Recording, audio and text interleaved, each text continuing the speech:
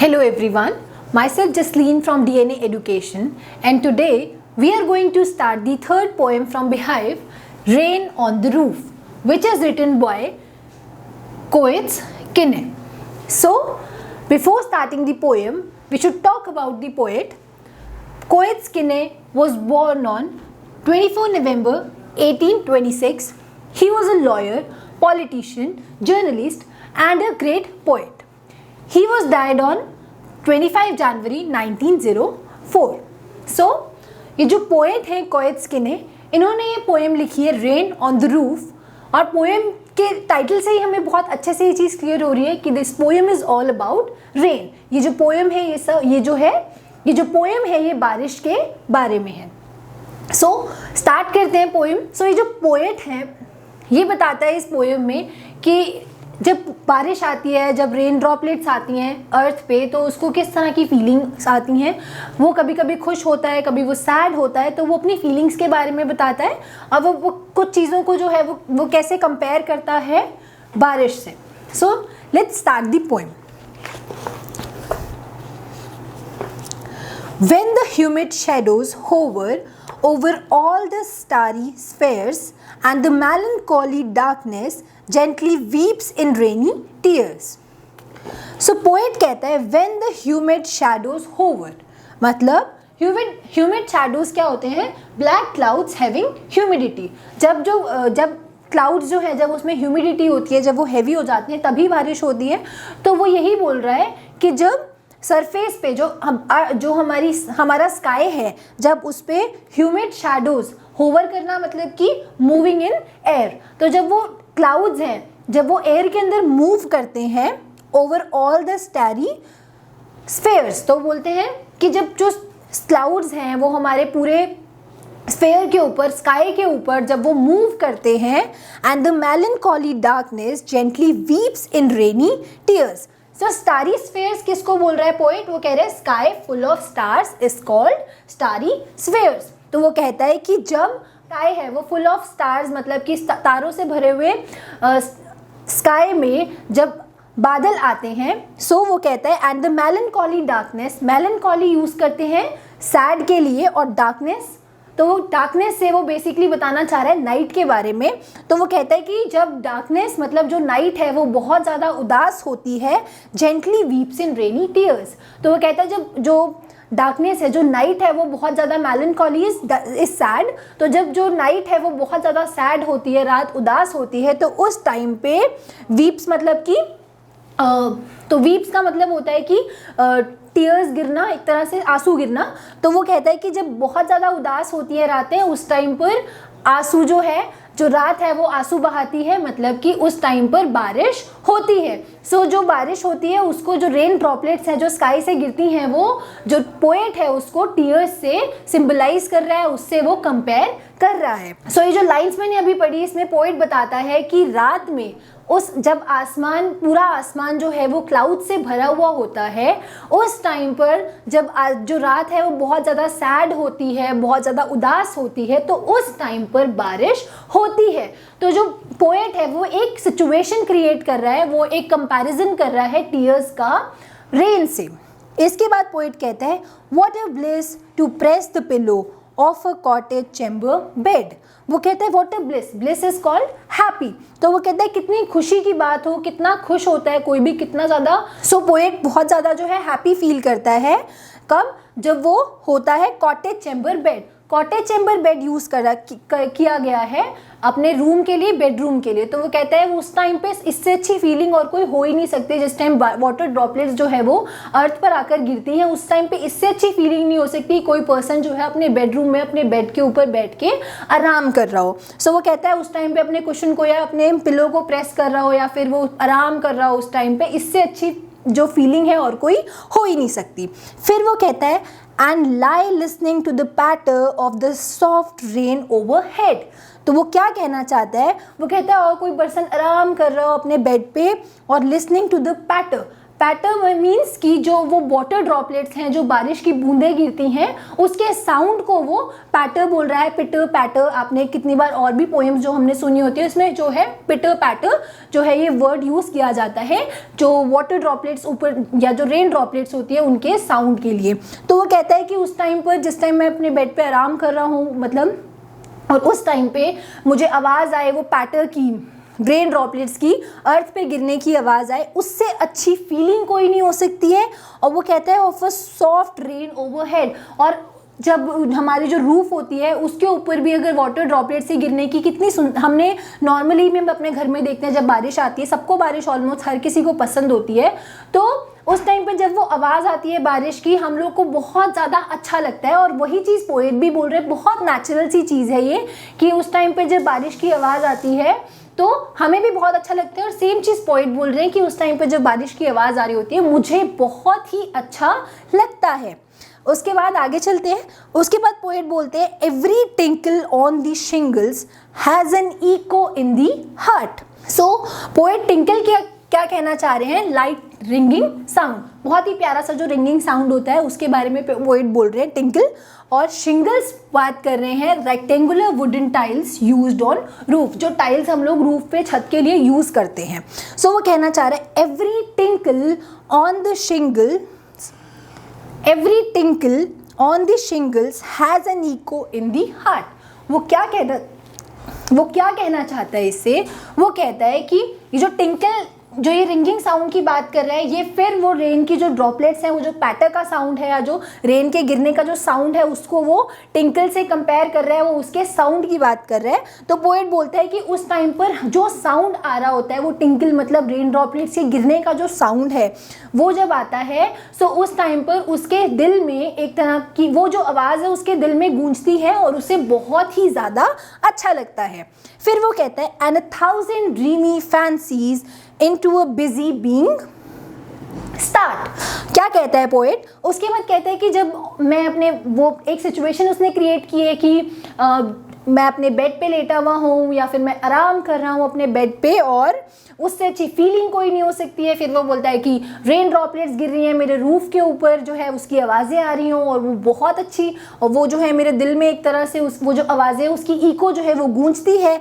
तो वो बताता है इसके बारे में। फिर वो कहता है उस टाइम पर जो ड्रीमी फैंसीज हैं, 1000 dreamy fancies into busy being smart, into busy being start. वो क्या कहता है, वो कहता है कि जो 1000 ड्रीमी फैंसीज हैं, मतलब कि उसको अच्छी ड्रीम फैंसीज या फिर डिज़ायर्स, ड्रीम्स उसको आने शुरू हो जाते हैं और वो आते रहते हैं उसको, क्योंकि वो बहुत अच्छा फील कर रहा होता है और उसको उस तरह के जो ड्रीम्स है, उसकी जो फैंसीज है वो उसको, तो वो बोलता है कि उस टाइम पे मुझे बहुत अच्छी जो ड्रीम फैंसीज है, जो मेरे डिज़ायर्स हैं, मुझे आने स्टार्ट हो जाते हैं, मुझे ड्रीम्स आने शुरू हो जाते हैं।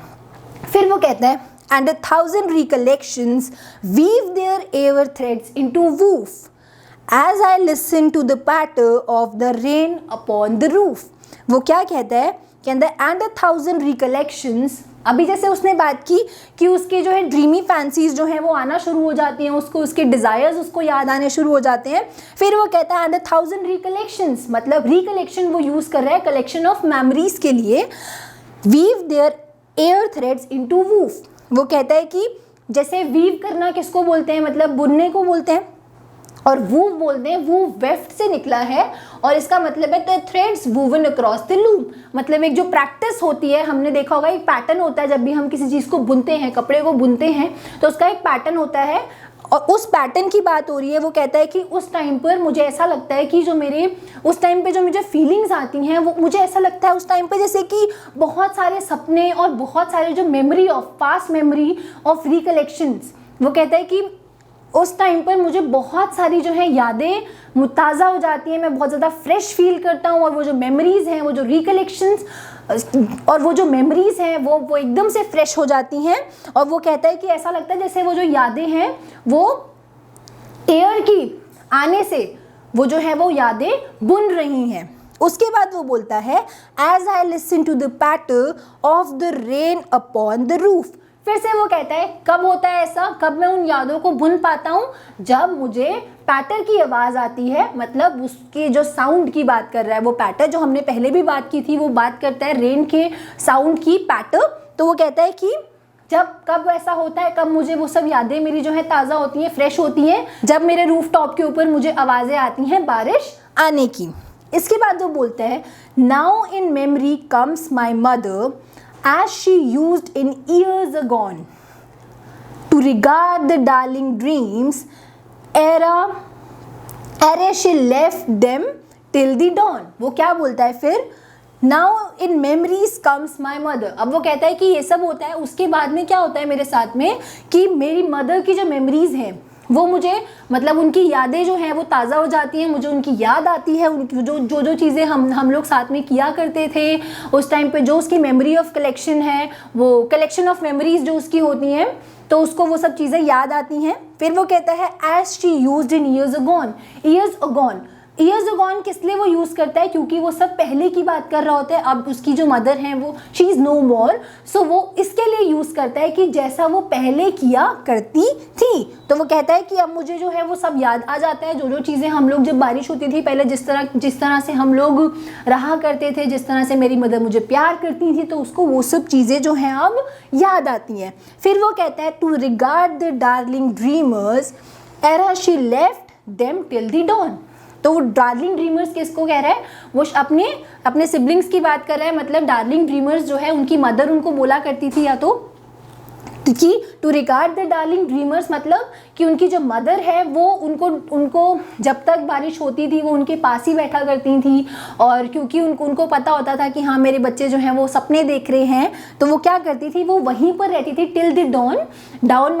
टिल द डॉन मतलब कि जब सूरज उगता है, राइज ऑफ सन।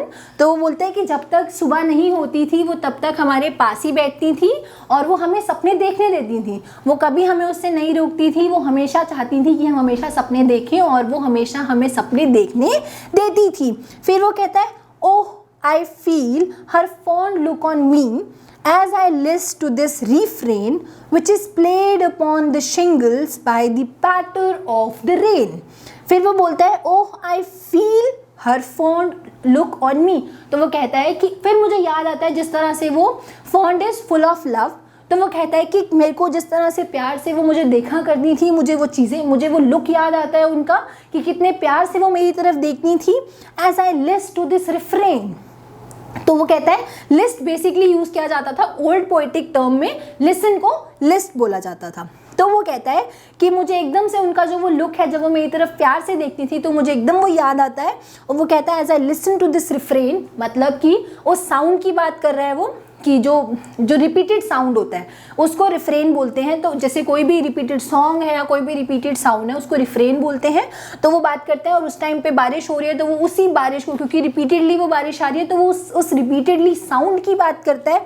वो कहता है कि जब मैं बार बार उस साउंड को सुनता हूँ तो मुझे बार बार उनका जो वो लुक है वो प्यारा, जिस तरह से वो मुझे प्यार से देखा करती थी, मुझे वो लुक याद आता है। फिर वो कहता है which is played upon the shingles, कि कब होती थी वो बारिश, उसको वो कब रिपीटेड साउंड आता था, जब बारिश जो है रूफ टॉप के ऊपर उसकी आवाज़ आती थी by the patter of the rain। फिर वो बोलता है कि मुझे कब ये चीज़ें होती थी, जब मुझे बारिश की आवाज़ आती थी, जब रूफ टॉप के ऊपर मुझे बारिश के पिटर पैटर की आवाज़ आती थी, उस टाइम मुझे इस तरह की मेमोरीज आती थी, मुझे इस तरह की याद, मुझे अपनी मदर की याद आती थी, किस तरह से वो हमें प्यार किया करती थी, किस तरह से वो हमें ड्रीम्स देखने दिया करती थी, किस तरह से वो हमें प्यार से देखा करती थी। इस तरह से जो पोएट है, यहीं पर हमारी पोएम जो है ये एंड होती है। और इस तरह से पोएट जो है वो रेन के बारे में बताता है। वो बताता है किस तरह से जो है रेन उसको कितना ज़्यादा मेस्मराइज करती है, किस तरह से अपनी तरफ अट्रैक्ट करती है और कितनी ज़्यादा जो है उसको हेल्प करती है मेमोरीज को रिकलेक्ट करने में। यहीं पर जो है हमारी पोएम एंड हो जाती है। इसके बाद हम बात करते हैं कौन कौन से पोएटिक डिवाइस, कौन कौन से लिटरेरी डिवाइसेस की इस पोएम में यूज़ हुआ है, कौन कौन से लिटरेरी डिवाइसेस का इस पोएम में यूज़ हुआ है। सबसे पहले तो है एलिट्रेशन। एलिट्रेशन हमने पहले भी बात की है इसके बारे में। एलिट्रेशन वो होता है जब कोई भी सेम लेटर से स्टार्ट होने वाले वर्ड्स क्लोजली प्लेस्ड होते हैं, दैट इज कॉल्ड एलिट्रेशन। जैसे कि हमने पोएम में भी देखा है कॉटेज चैम्बर, सी कॉटेज चैम्बर बहुत क्लोजली प्लेस्ड हैं। इसके अलावा डार्लिंग ड्रीमर्स, ऐसे भी और बहुत सारे वर्ड्स हैं जो इसमें यूज़ किए गए हैं, दैट इज कॉल्ड एलिट्रेशन। इसके बाद बात आती है पर्सोनिफिकेशन की। पर्सोनिफिकेशन इज समथिंग, कोई भी जब हम किसी भी चीज़ को हम ह्यूमन से कनेक्ट करते हैं या फिर हम उसे ह्यूमन समझ की बात करते हैं। जैसे कि हमने पोएम में देखा था मेलनकॉली डार्कनेस। हमने मेलनकॉली क्या, सैड, हमने ये एडजेक्टिव दिया डार्कनेस को, नाइट को। तो एडजेक्टिव हम किसको देते हैं, हम किसी भी चीज़ के आगे एडजेक्टिव तब लगाते हैं अगर वो ह्यूमन हो या फिर वो लिविंग थिंग हो, तब हम उसके आगे एडजेक्टिव लगाते हैं। सो यहाँ पर एडजेक्टिव लगाया गया, एक तरह से उसको एज अ ह्यूमन दिखाया गया है, उसमें ह्यूमन ट्रेट्स दिखाए गए हैं, इसमें आएगा पर्सोनिफिकेशन। उसके बाद आता है ओनामोटोपिया। ओनामोटोपिया बेसिकली तब यूज़ किया जाता है जब हम किसी भी साउंड की बात कर रहे होते हैं। जैसे हमने रेन के साउंड की बात की थी, रेन के साउंड को हमने यूज़ किया है पैटर, हमने पैटर उसके साउंड को हम किसी भी साउंड को जब हम ड्रामेटिकली रेफर करते हैं तो ओनामोटोपिया यूज़ किया जाता है। जैसे हमने पैटर के लिए यूज़ किया, अभी हमने बात की कि पैटर को हम रेन की जो ड्रॉपलेट्स जब गिरती हैं उसके साउंड को हम पैटर बोलते हैं। 2-3 बार जो है रेन के जो साउंड है उसको हमने पैटर यूज़ किया है पोएम में। सो उसी को बोला जाता है ओनामोटोपिया। इसके बाद बात करते हैं इस पोएम में जो राइमिंग स्कीम की बात हुई है। राइमिंग स्कीम क्या है इस पोएम की, ABCBDEFE। सो ये इस पोएम की राइमिंग स्कीम है और यहीं पे वर्ड मीनिंग्स भी है, लिटरेरी डिवाइसेस भी है, राइमिंग स्कीम भी है और हमने पोएट के बारे में भी पढ़ा है। आई होप आपको ये पोएम समझ में आई होगी और आपको आगे क्वेश्चन आंसर्स करते टाइम किसी भी तरह का कोई भी डाउट नहीं होगा। Whichever the points also I have cleared here are well discussed in DNA guides. So for more updates, for more information, you can go to our website www.dnaeducation.com. Thank you so much.